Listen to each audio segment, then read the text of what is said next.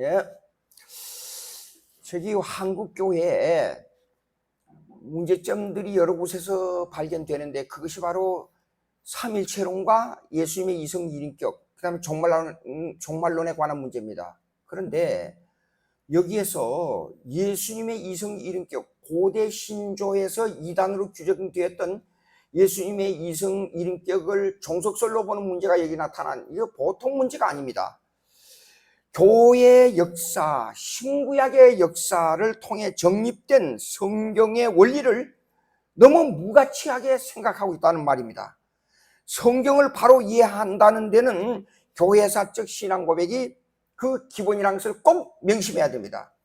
그러면 이제 예수님의 인격론으로 들어가서 말씀드리겠습니다. 고대 신조는 사도신경, 전능하사 천지를 만드신 하나님, 사도신경의 모든 성경 교리의 기본입니다. 이 사도신경에서부터 약 400년 어간에 나타난 5가지 교리 원리가 있습니다. 삼일체론과 예수님의 이성 일인격입니다. 첫째, 사도신경, 그 다음에 두 번째 니케아 신경, 그 다음에 세 번째가 니케아 콘스탄티노플 신조, 콘스탄티노플 신조, 그 다음에 네 번째가 칼케돈 신조,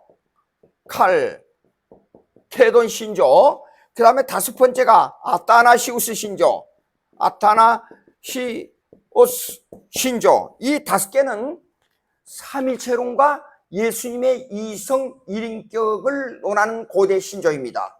그러면 이 5개에서 이 중요하게 삼일체, 그러면 삼일체 그렇게 간단하게 해석하고 예수님의 이성 일인격이면 그냥 예수님은 하나님이고 그 다음에 예수님이 인간이다, 그것만 딱 말해가지고는 이해가 안 됩니다.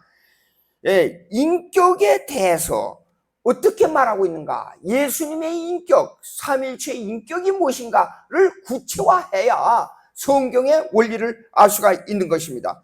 그러면 아타나시우스 신조를 읽어보십시오. 44개 조항으로 되어 있습니다. 그런데 이 44개 조항은 삼일체론과 예수님의 이성 일인격을 정확하게 성경대로 고백하고 있습니다. 그렇기 때문에 예수님을 하나님의 아들로서 오신 예수님, 시공간 속에 오신 하나님이라는 것을 부정하고, 아니 부활하신 신령체를 외아들로 본다는 것은 이거는 완전히 종속소를 말하는 초대 교회, 그러니까 고대 교부들이 고백한 신앙 고백에서 이단으로 규정된 내용입니다. 그런데 이것을 뭡니까?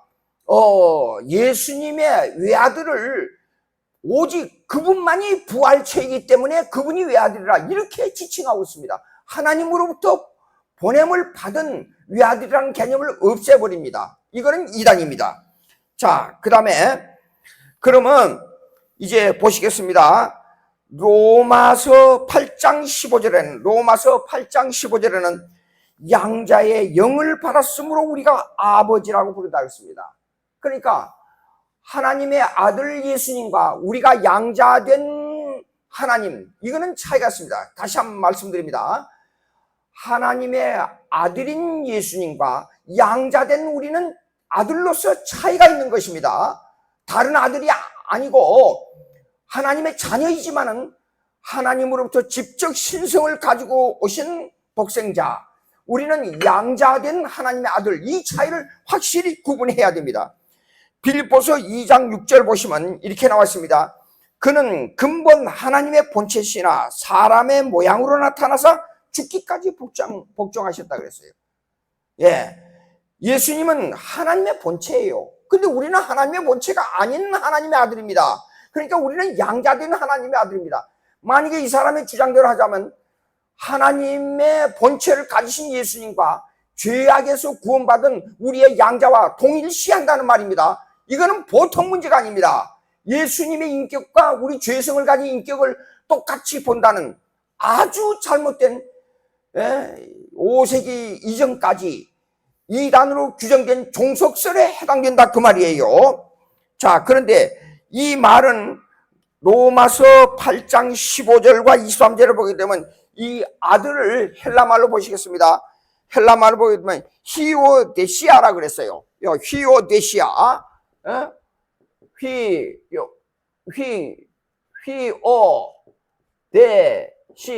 이렇게 돼 있어요. 이게 무슨 뜻인 줄 아십니까? 이 말은 우리를 두고 한 말인데 아들인데 데려온 아들이에요. 그러니까 양자지요. 근데 예수님은 데려온 아들입니까? 하늘로부터 하나님 아버지로부터 직접 나온 아들이지. 이 말을 모르고 있기 때문에 이런 우를 범한다는 것입니다. 다음, 그 다음에 중요한 내용은 종속설에 관한 이단설을 여기서 구분할 필요가 있습니다. 여기 그 사람이 말하기를 이 인성이 있는데 이 인성이 신령한 영체를 말한다 그래서 예수님을. 그러면 우리도 예수 그리스도가 우리 마음속에 와 있으면 우리도 신령한 영체 아닙니까? 이렇게 구분을 못하고 있단 말이죠. 그러면 여기 예수님을 신령한 영체라고 하면 큰 문제가 생기는데 이거는 뭐냐 그러면 성경 전체가 무너질 수밖에 없습니다. 삼위일체에 관한 인격론이 무너진다 그 말이에요.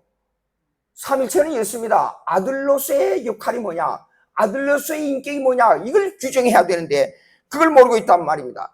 예수님은 중보자이기 때문에 한 편만 위한 분이 아니요. 그러나 하나님은 하나를 했어요. 갈라디아서 3장 20절. 갈라디아서 3장 20절입니다. 3장 20절. 예수님은 신성, 완전한 신성과 완전한 인성. 그러나 시공간에 계신 하나님이고 예수님은 그러나 죄가 없는 인성이에요. 근데 이분이 왜 이렇게 두 가지 완전한 신성과 인성을 갖춰야 되느냐 하는 문제는 한쪽 편만 위한 것이 아니기 때문이에요. 하나님 아버지도 위해야 되고 인간도 위해야 돼요. 인간에게는 양자된 구원을 적용시키기 위해서 그렇게 된 것입니다. 하나님 아버지에는 인간이 하나님 아버지에게 죄값을 치러야 되지 않아요. 그러니까 예수님이 인성으로 오신 것이에요. 그래서 양편을 만족하게 하신 것입니다. 그렇기 때문에 하나님을 향해 완전한 신성을 가져야 되고 인간을 향해서는 완전한 인성을 가져야 됩니다. 그러면 우리 사람과 똑같다 그러면 예수님을 똑같은 하나님의 아들로 본다 그러면 우리는 하나님을 위하고 인간을 위하는 양성을 가질 수가 없어요. 우리는 원래 죄의 종이었잖아요. 근데 양자된 아들입니다. 이걸 구분 못하고 아니 저에게 이렇게 질문했더라고요. 그러면 목사님은 하나님의 아들입니까? 하나님의 손자입니까? 이런 엉뚱한 말도 되지 않는 이런 정신이 좀 이상한 거 아니에요? 이런 질문을 했어요. 참 어이가 없어서. 자, 그러면 이제 독생자와 외동아들을 같이 보자. 외동아들이란 말이 성경에 없대요. 이 사람은 독생자가 뭐이고 외동아들이 뭔지를 구분을 못하고 있는 거예요. 요한복음 3장 16절에 보면 독생자를 주셨으니 그랬잖아요.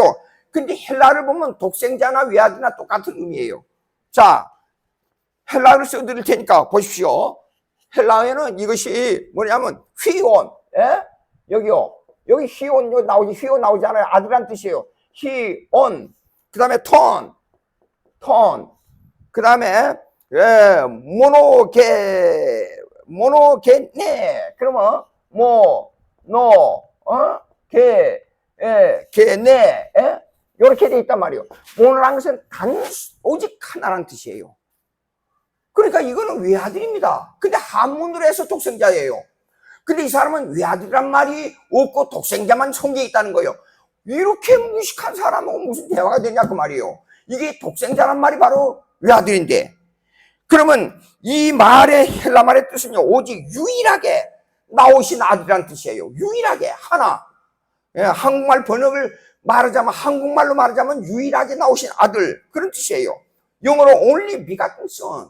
비가튼이라는 것은 나타나는 뜻이에요. 나오게 한다는 뜻이에요. 그러니까 이 사람은 외아들과 독생자를 구분 못하는 이런 이상한 사람이에요. 자, 명심하시기 바랍니다. 이게 중요한 겁니다. 예.